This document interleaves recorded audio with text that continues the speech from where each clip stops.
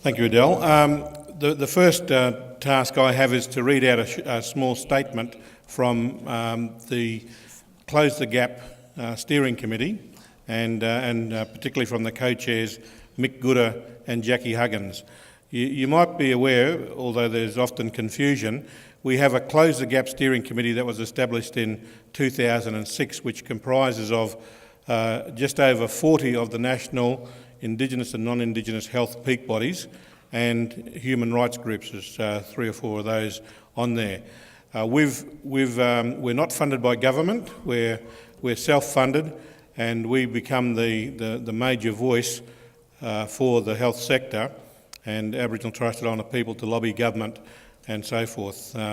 Because we're not funded by government, we can be as cheeky as we need to be to help draw attention to the issues. And then the government's response, which came in 2008 really, it was announced in 2007, but got a bit more legs on it in 2008 and funding started in 2009, is the Closing the Gap. So Close the Gap is the people's movement, Closing the Gap is the government's response.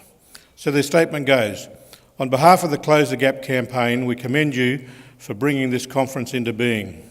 We must bring the unfolding national tragedy into the light. The Suicide Prevention Conference is an opportunity for Aboriginal and Torres Strait Islander and non-Indigenous people to come together to call the nation to account. For too long, we have been left with hand-wringing platitudes about the issue of suicide for our people.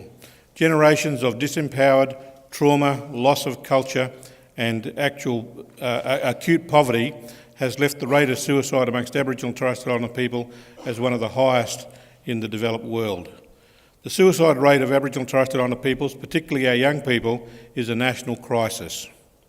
Our response to the crisis will be judged by future generations. The Close the Gap campaign, all our members and supporters have been fighting for equality of health outcomes for over a decade. Ending the suicide epidemic is crucial to closing the gap in life expectancy in this generation.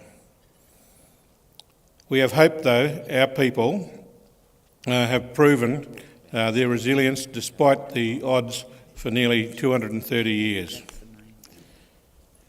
In our 2015 Progress and Priorities report, the campaign called on governments to craft a dedicated national plan for Aboriginal and Torres Strait Islander mental health and social and emotional wellbeing.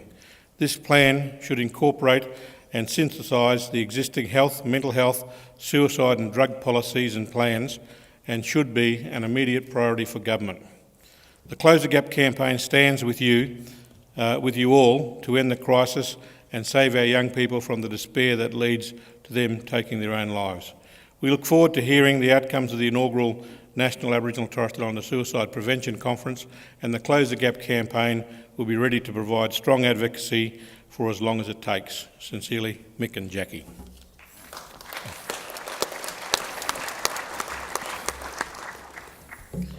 And my task is much shorter this time. It's really to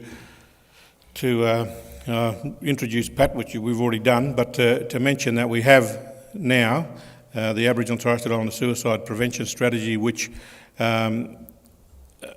evaluation project that Pat will talk in more detail about. But we must remember that this comes after our group was formed in 2012, and we've been continually advocating both the political level and amongst our people to try and affect change. We've had some good initiatives like the National Empowerment Project, which will be covered off in one of the sessions later, which is really trying to spur the community along. But we've also had many NGOs and other big groups supporting suicide prevention activities in communities across the nation. And I want to particularly mention the Wesley Mission for the work that they do in pulling together regional response groups. The government over many years has just been funding and putting money, both mainstream money and a little bit of dedicated suicide prevention money into suicide prevention activities.